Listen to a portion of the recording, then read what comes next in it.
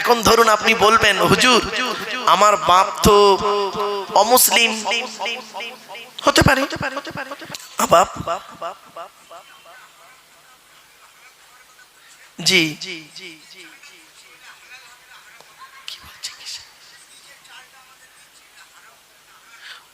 ওটা হালাল না, সেটা সরকার তরফ থেকে দিচ্ছে, ওটা বাইতুল মালের তরফ থেকে আসছে না, ওতে অসুবিধা নেই। কথা বুঝতে পারছেন? হ্যাঁ শোনেন, এবার আপনাকে বলি, কোরআনে 250 রকমের হারাম আছে। কত কত? 250 রকমের হারাম আছে এই কোরআনে, আর 250 রকমের হালাল আছে এই কোরআনে। আমরা তো জানি না, আমরা হারাম বলতে বুঝি কয়েক কটা: সুদ খাওয়া, ঘুষ খাওয়া, বিয়ের পণ নেওয়া, নারী নির্যাতন করা, জমির আলচুরি করা, হুক মেরে কারেন্ট নেওয়া, চিটিংবাজি করা। এই খুব মেরে কেটে 50টা বলতে পারবেন, 50টা। কোরআনে আছে 250 কোয়ালিটির হারাম।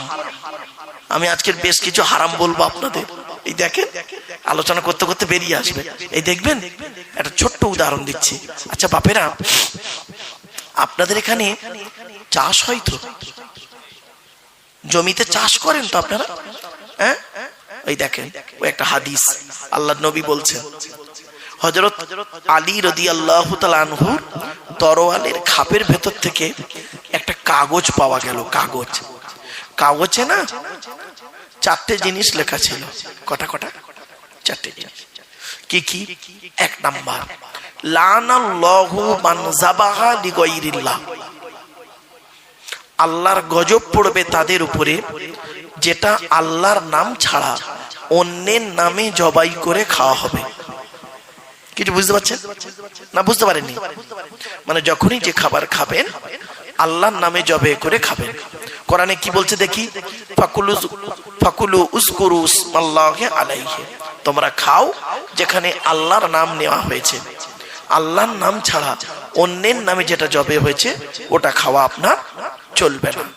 ক্লিয়ার? বুঝতে পারলেন? আর খুলে বললাম না, জ্ঞানী যারা বোঝে তারা শুধু ইশারায়।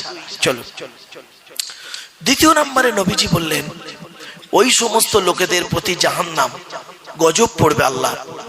লানাল্লাহু মান সারাকা মানারাল আরদি, ওই সমস্ত লোকেদের প্রতি আল্লাহর গজব যারা জমির আল কেটে কেটে জমি বাড়িয়ে নেয়। কি বললাম? বল। জমির আল কেটে কেটে জমি বাড়িয়ে নেয়। একটা উদাহরণ দিই, রাগ করবেন না। এটা একটা জমি, এটা একটা জমি।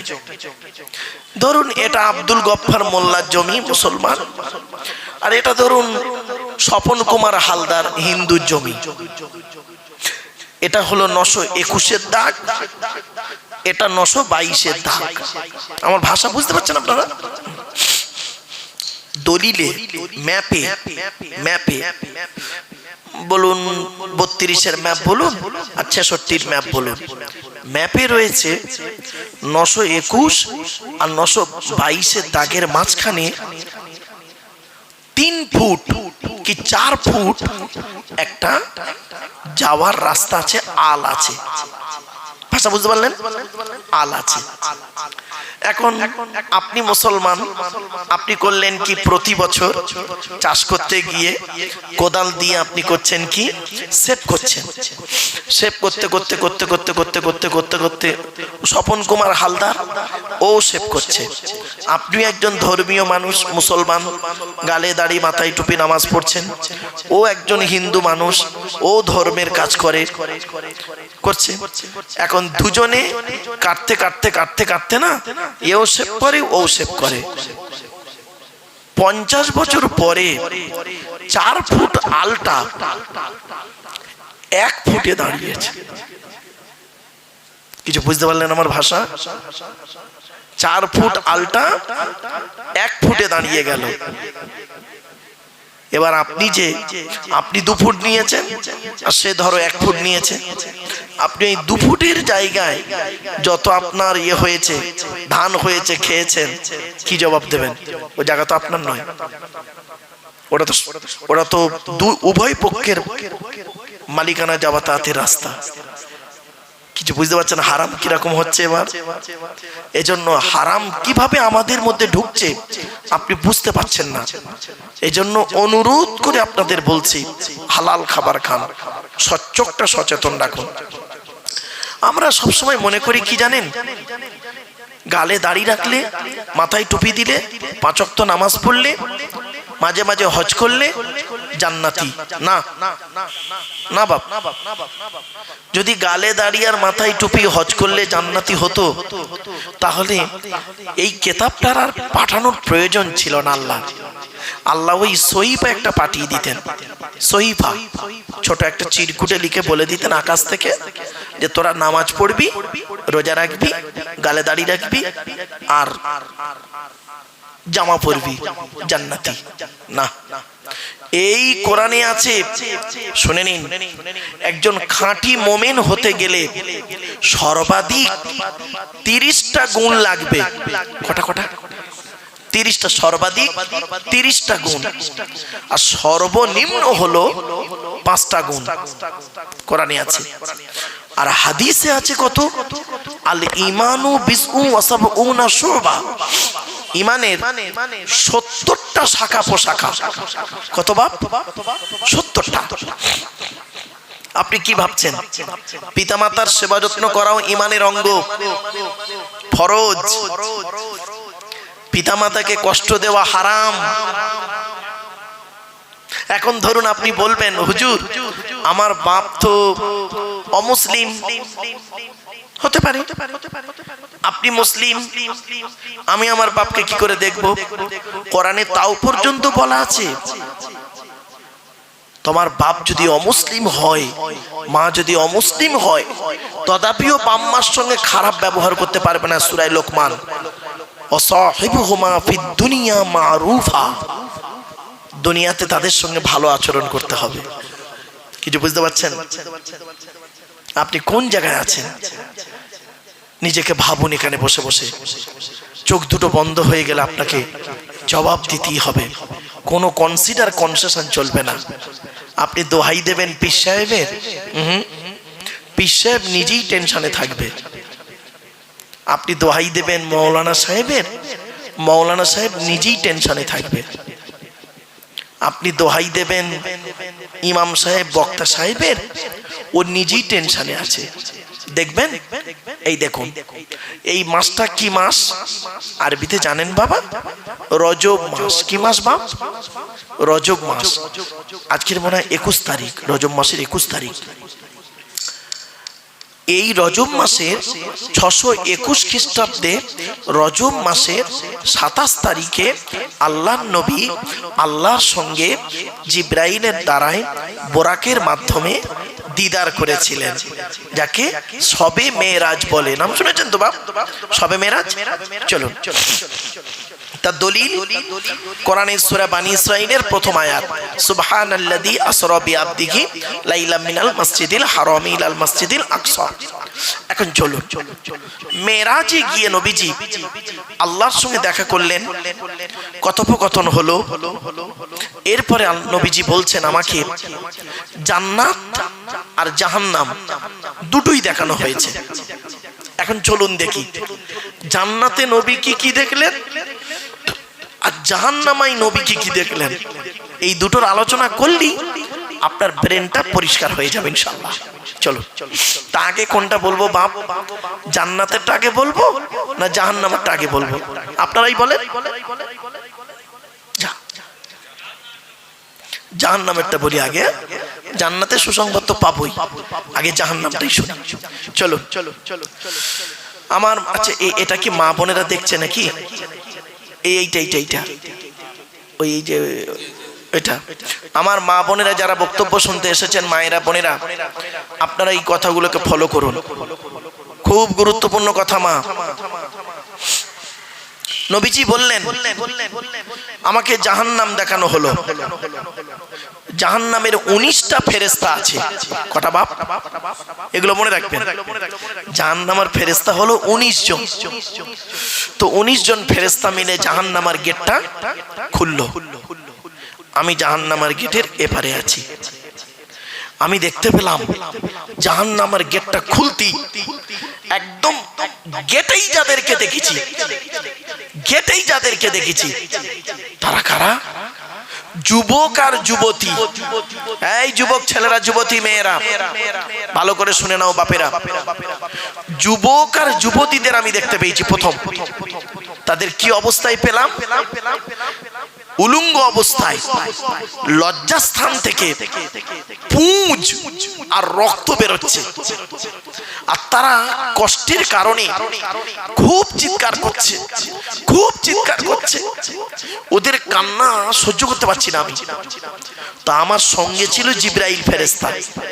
আমি জিবরাইলকে বললাম, মান হাউলা কি ইয়া কি জিবরাইল? ও ভাই জিবরাইল, এরা কারা?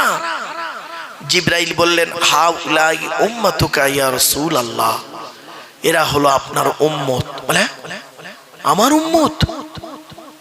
এদের এই জাহান্নামায় ফেলে লজ্জাস্থান থেকে পুঁজ আর রক্ত বের হচ্ছে আর এরা চিৎকার করছে। আচ্ছা, এরা পৃথিবীতে কি এমন পাপ করেছিল যার জন্য এদের এই অবস্থা? জিবরাইল বললেন, এরা কারা জানেন? এরা আপনার উম্মতের ভিতরে এরা হলো ব্যভিচারকারী নারী আর পুরুষ। কি? জেনাকারী, ব্যভিচারকারী নারী আর পুরুষ। আমি কেন আপনাদেরকে বক্তব্যের শুরুতেই বলেছিলাম যে বাবা দয়া করে মেলা বসাবেন না বাপ। কেন বলেছিলাম? এই হাদিসটাকে সামনে রেখে। এবার শুনুন কোরআন কি বলছে দেখি। লা তাকরাবুজ জিনা, ব্যভিচার করা তো দূরের কথা, ব্যভিচারের ধারে বাড়ে যাস না। ইন্নাহু কানা ফাহিশা, এটা খুব নোংরা কাজ। ওয়াসা সাবিলা, খুব বাজে রাস্তা ব্যভিচার। এই ছেলে, ব্যভিচার করো না, জেনা করো না, বিয়ে করে নাও। বিয়ে করলে আল্লাহ খুশি হয়, শয়তান নারাজ হয়। আর ব্যভিচার করলে আল্লাহ নারাজ হয়, শয়তান আনন্দ পায়। তা তুমি কাকে খুশি করতে চাও পৃথিবীতে? শয়তানকে না আল্লাহকে? যদি তুমি মনে করো শয়তানকে খুশি করতে চাই, যা খুশি তাই করো। আর যদি মনে করো আমি আল্লাহকে খুশি করতে চাই, ব্যভিচার না করে বিয়ে করে নাও। এবার আসছি, ব্যভিচার করলে কি শাস্তি আল্লাহ বলছেন। ব্যভিচারের শাস্তিটা কি শুনুন। 18 নম্বর পারার 9 নম্বর পৃষ্ঠা 3 নম্বর লাইন, সূরার নাম সূরা নূর। আল্লাহ বলছেন, আযানিয়াতু ওয়াযানি ফাজলিদু কুল্লা ওয়াহিদিন মিনহুমা মিয়াতা জালদা।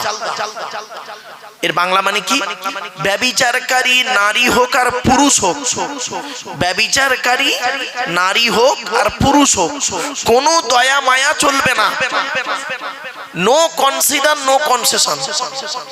মাস্টার, ডাক্তার, ইঞ্জিনিয়ার, প্রফেসর, হাজি সাহেব, পীর সাহেব, মনি সাহেব, মুফতি সাহেব, দরবেশ সাহেব, কোনো সাহেব দেখার দরকার নেই। ব্যভিচারকারী পুরুষ হোক আর নারী হোক, কোরআন বলছে 100 গা বেত মারা হবে। কত বাপ? 100 গা বেত। যুবক ছেলে যুবতী মেয়ে যদি ব্যভিচার করে, আর যদি 2 ছেলের মা 4 ছেলের মার সঙ্গে যদি জেনা করে, তাদের কি হবে? কোমর পর্যন্ত পুঁতে দিয়ে দূর থেকে পাথর মারতে মারতে মেরে ফেলো। আপনি কি ভাবছেন? এই ছেলে, তুমি বলছো হুজুর আমি জেনা করিনি। এই মেয়ে, তুমি বলছো হুজুর আমি জেনা করিনি, কোন ছেলের সঙ্গে কোন মেয়ের সঙ্গে জেনা করিনি। কিন্তু তুমি কি করেছো? একটা মোবাইল কিনেছো, অ্যান্ড্রয়েড সেট মোবাইল কিনে হেডফোন গুঁজে কম্বল মুড়ি দিয়ে শীতের বেলায় মোবাইলের ভেতরে কি করছো? নোংরা নোংরা ছবি দেখছো। হাত দিয়ে মোবাইলটা ধরে আছো, হাতের জেনা। চোখ দিয়ে দেখছো, চোখের জেনা। কান দিয়ে শুনছো, কানের জেনা। বিবেক দিয়ে অনুভূতি করছো, বিবেকের জেনা। জেনা শুধু লজ্জাস্থানের হয় না বাপ, অঙ্গ প্রত্যঙ্গের জেনা হয়। কিছু বুঝতে পারছেন ওয়াজ? আল্লাহর নবী বললেন যে আমি ওদেরকে দেখি অবাক হয়ে গেলাম, যে ওদের প্রথম শাস্তি হচ্ছে কি, গেটেই যাদের দেখলেন। এজন্য এই গ্রামের যুবক, মালিগ্রাম তো ভাই, মালিগ্রামের যুবক যুবতীদের বলছি, হিন্দু মুসলিম সকলকেই বলছি, বাপেরা জেনা করো না, বিয়ে করে নাও। জেনা করো না, আল্লাহকে খুশি করো। বিয়ে করলে আল্লাহ খুশি হয়, আর জেনা করলে শয়তান খুশি হয়। চলুন, এরপরে নবীজি বলছেন আর একটু দূরে তাকালাম, একটু দূরে তাকিয়ে দেখছি কিছু লোকের গাল থেকে না গোস্ত খসে খসে পড়ে যাচ্ছে। তা আমি জিজ্ঞাসা করলাম জিব্রাইলকে, ও ভাই জিব্রাইল, এরা কারা? এদের গাল থেকে গোস্ত খসে খসে পড়ে যায় কেন? জিব্রাইল বললেন আল খুম্মার, এরা হলো মদ্যপানকারী। পৃথিবীতে মদ পান করত। এই কোরআনে আছে মদ হারাম হলো 4 জায়গায়। কয় জায়গায়? 4 জায়গায় লেখা আছে মদ খাওয়া হারাম। আমি বলে দিচ্ছি কোথায় কোথায়। 1 নম্বর বলা হয়েছে 2 নম্বর পারা 13 নম্বর পৃষ্ঠার 12 নম্বর লাইন, সূরার নাম সূরা বাকারা। ইয়াসআলুনাকা আনিল খামরি ওয়াল মাইসির কুল ফীহিমা ইসমুন কাবীর ওয়া মানাফিউ লিন-নাস ওয়া ইসমুহুমা আকবারু মিন নাফিহিমা। মদ হারাম। 2 নম্বর মদ হারাম কোথায় আছে? 5 নম্বর পারা 4 নম্বর পৃষ্ঠা 2 নম্বর লাইন, সূরার নাম সূরা নিসা। ইয়া আইয়ুহাল্লাযীনা আমানু লা তাকরাবুস সালাতা ওয়া আনতুম সুকারা। হে ঈমানদার বান্দাগণ, মদ্যপ অবস্থায়, নেশা অবস্থায় নামাজের ধারে বাড়ি যেও না। 3 নম্বর মদ হারাম কোথায় আছে? 7 নম্বর পারা 2 নম্বর পৃষ্ঠার 1ম নম্বর লাইন, সূরার নাম সূরা মাইদার 90 নম্বর আয়াত। ইয়া আইয়ুহাল্লাযীনা আমানু ইন্নামাল খামরু ওয়াল মাইসিরু ওয়াল আনসাবু ওয়াল আজলামু রিজসুম মিন আমালিশ শাইতান ফাজতানিবু। মদ, জুয়া, লটারি, মদ, জুয়া, লটারি, ভাগ্য নির্ধারক সর, এগুলো শয়তানের কাজ, হারাম।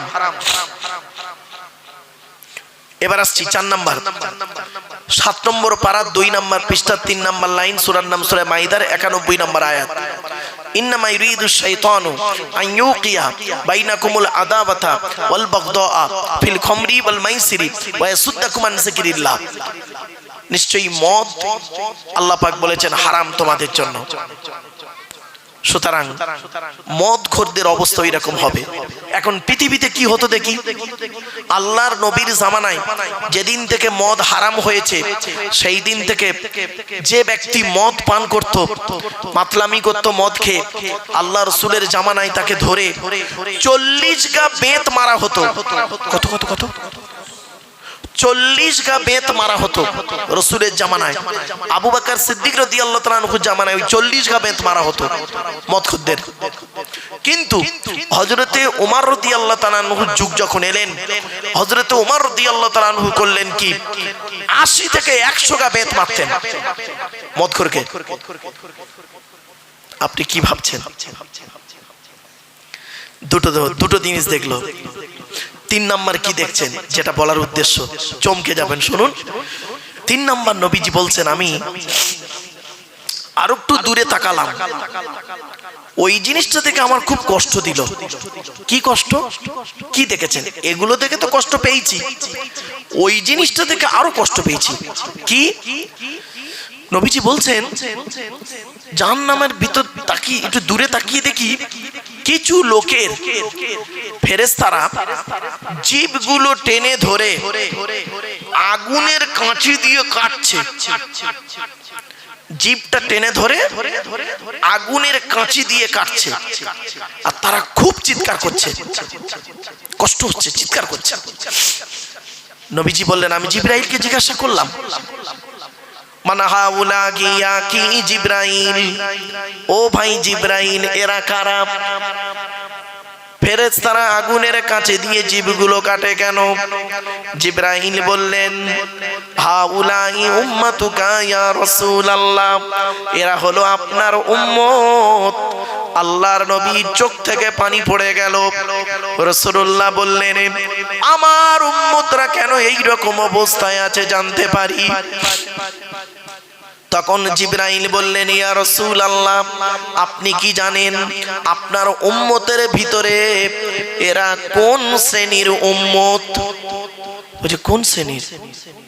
জিবরাইল বললেন, আপনার উম্মতের ভিতরে এরা হলো কিছু শ্রেণীর আলেম আর বক্তা। কি বললো? কিছু শ্রেণীর আলেম আর বক্তা। আল্লাহর নবী বললেন, ভাই জিবরাইল, পৃথিবীর জমিনে আমি তো বলেছিলাম আল উলামা ওয়ারাসাতুল আম্বিয়া, আলেমরা হলো নবীদের উত্তরাধিকারী। কি এমন অপরাধ ছিল এদের? জাহান্নামায় ফেলে জীবগুলো টেনে ধরে আগুনের কাঁচি দিয়ে কাটা হয়। জিবরাইল বললেন, ইয়া রাসূলুল্লাহ, এদের অপরাধটা কি জানেন? এরা বাইরে লোককে বলতো একরকম, নিজেরা করতো আর এক রকম।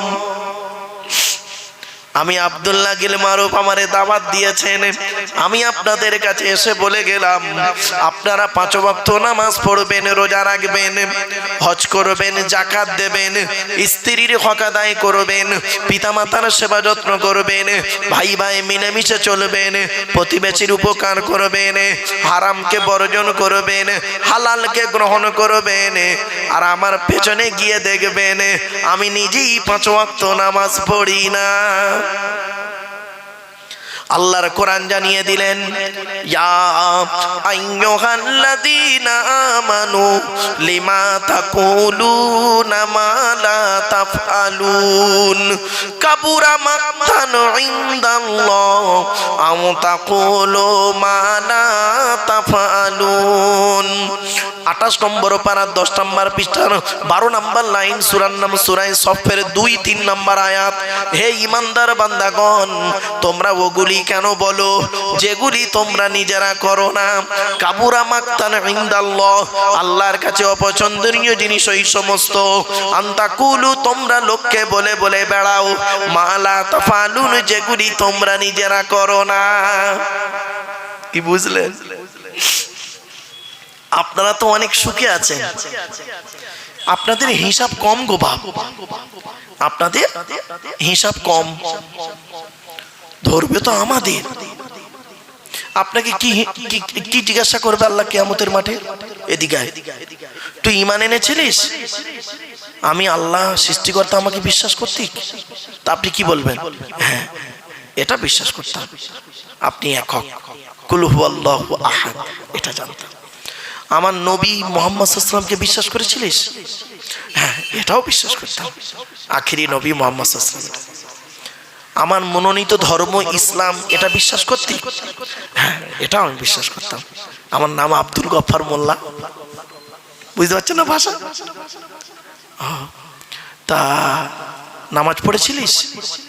তা আপনি কি বলবেন? আল্লাহ, মাঝে মাঝে পড়েছি, মাঝে মাঝে পড়িনি। রোজা রেখেছিলিস? আল্লাহ, মাঝে মাঝে করেছি, মাঝে মাঝে করিনি। হালাল খাবার খেয়েছিলিস? আল্লাহ, চেষ্টা করেছি, ওর মধ্যে মনে হয় কিছু হারাম ঢুকে গেছে, অত বুঝতে পারিনি। ও, তা পৃথিবীতে নামাজ পড়লিনি কেন? কি কারণে? শোনে, রোজা রাখলিনি কেন কন্টিনিউ? বান্দা তখন কি বলবে জানেন? আপনারা তখন কি বলবে? আপনারা তখন বলবেন, আল্লাহ, এত কাজের চাপ, এত কাজের চাপ, পটল তোলা আর অনেকগুলো কাজের চাপ ছিল, এত চাপ, টাইম পাইনি। তা আল্লাহ বলবেন, তো এগুলো যে করলি কাদের জন্য করেছিলিস? তা আপনি তখন কি বলবেন? আল্লাহ বলবেন, তোর একার জন্য করেছিলিস?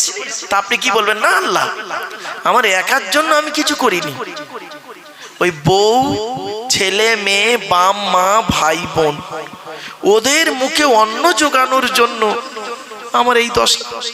তা আল্লাহ বলবে এই কিয়ামতের মাঠে তাদেরকে দেখতে পেয়েছিস?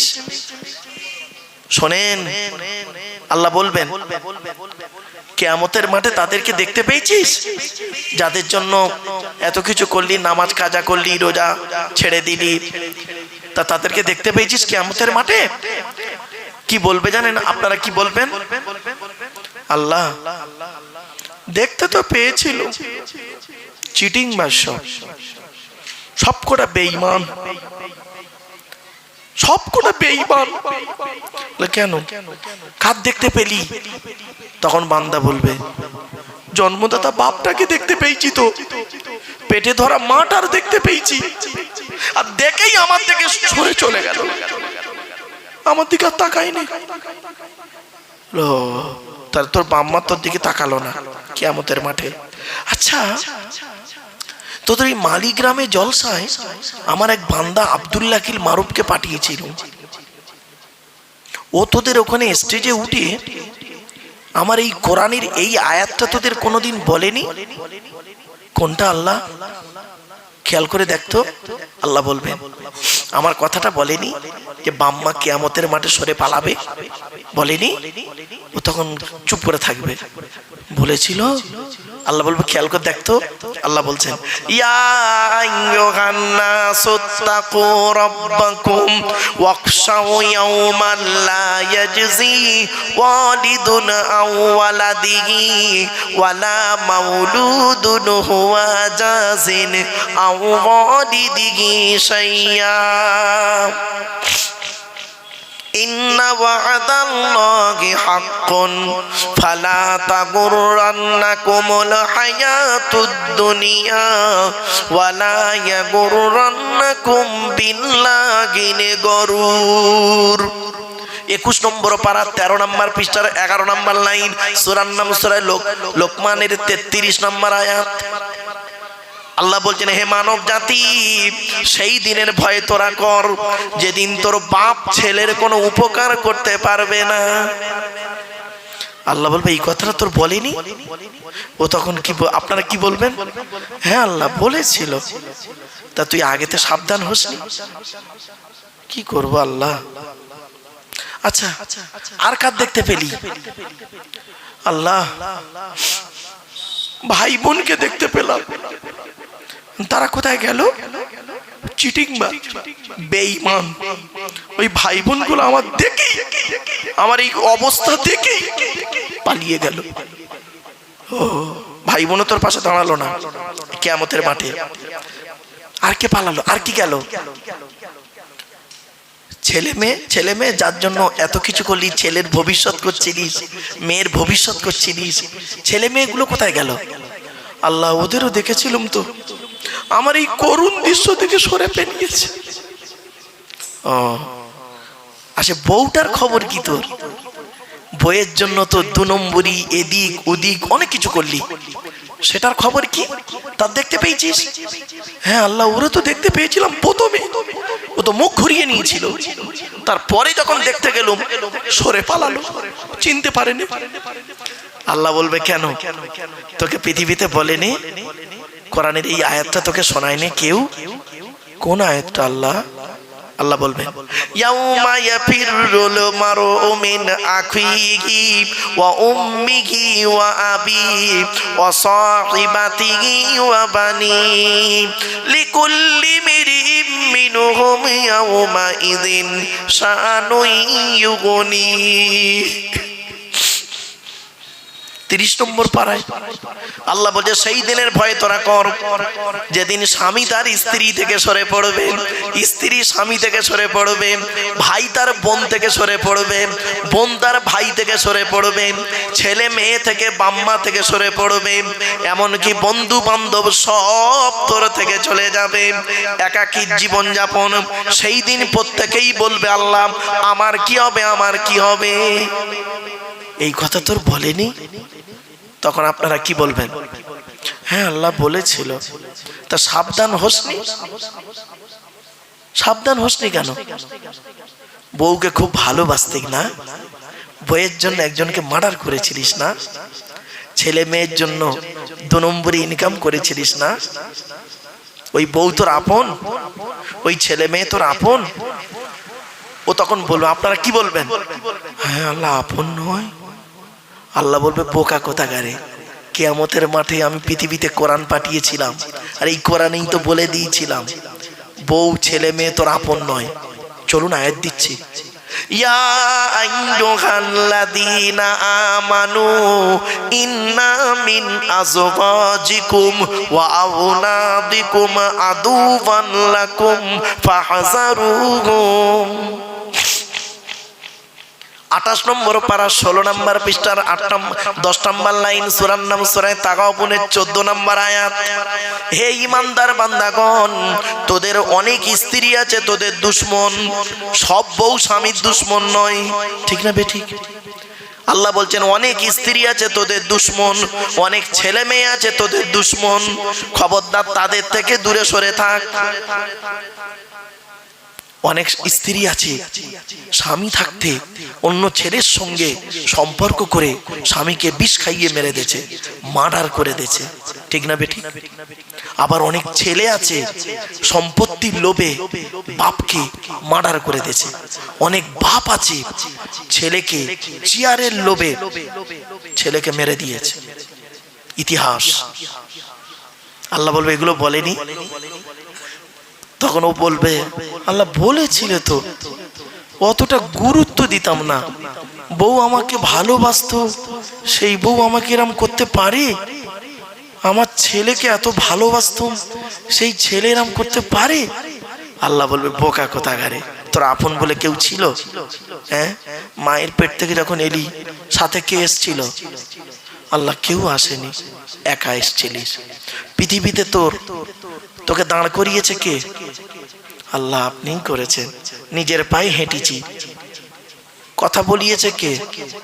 আল্লাহ আপনিই বলেছেন, নিজের জবান থেকেই তো বলেছি। লেখাপড়া কিছুস কে? অন্যের ব্রেন নিয়ে তোর ব্রেনে ঢোকানো হয়েছিল? না, আল্লাহ নিজের ব্রেন দিয়েই করেছি। বড় হয়েছিস, ইনকাম করেছিস। আচ্ছা, মারা যাবার সময় তোর সাথে কেউ এসছিল কবরে? কি বাবা, কিছু বলছে?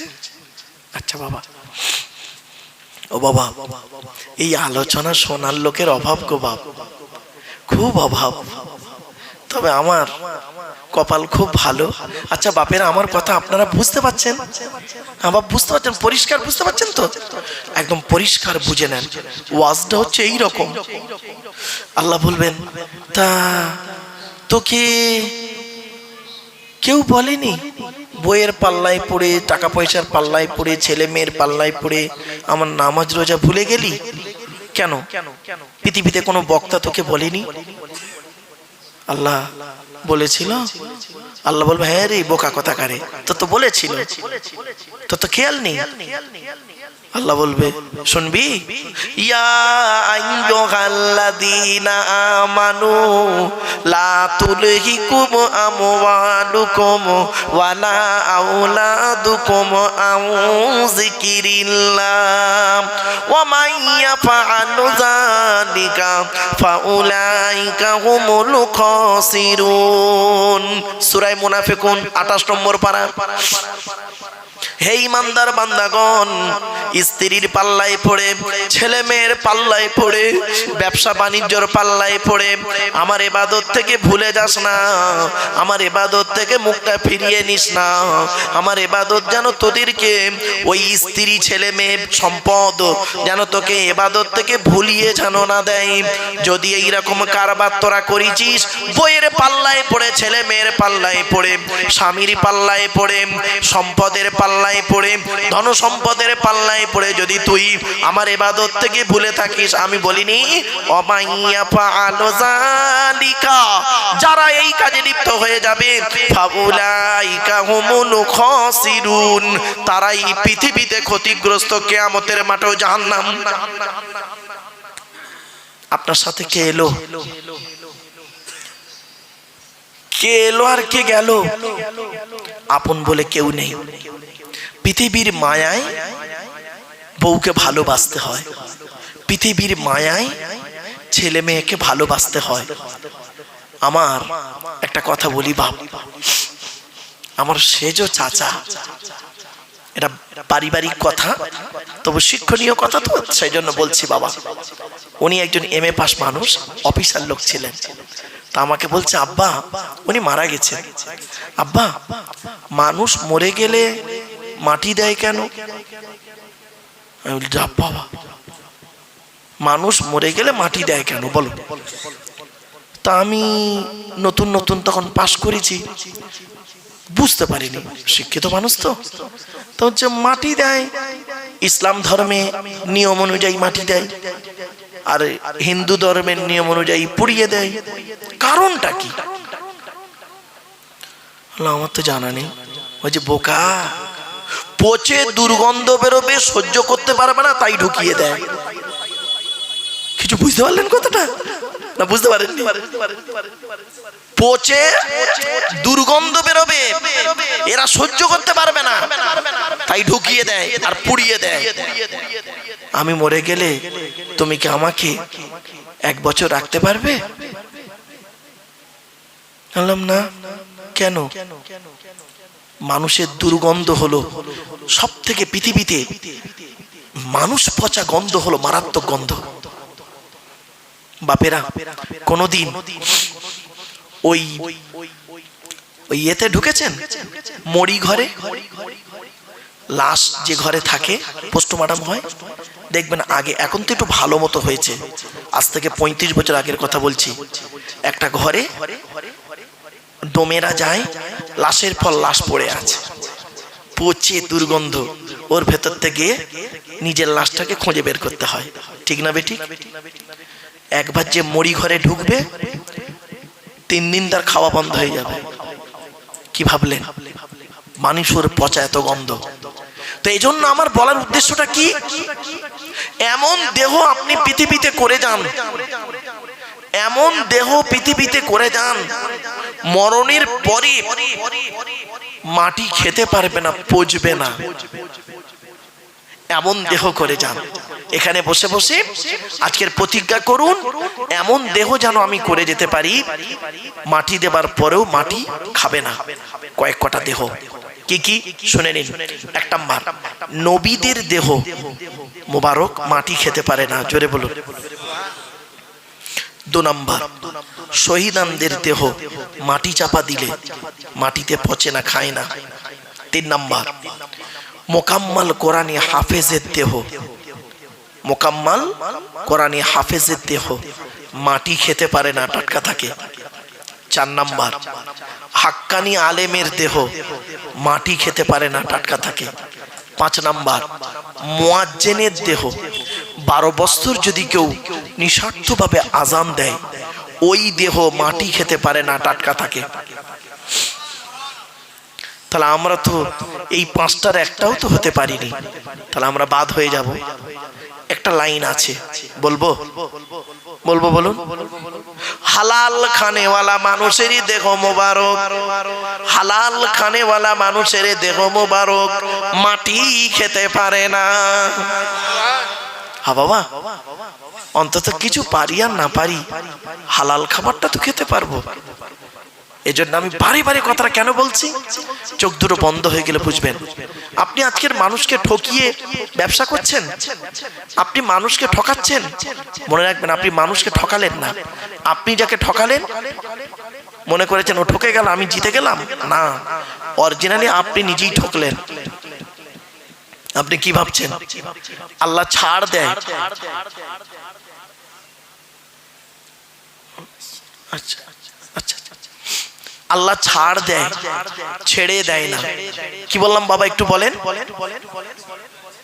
আল্লাহ ছাড় দেয়, ছেড়ে দেয় না। একটা উদাহরণ দেবো, দেবো কি বলো, দেবো? এই দেখেন, 75 বছরের বুড়ো বাপ, ছেলের বয়স 40 বছর।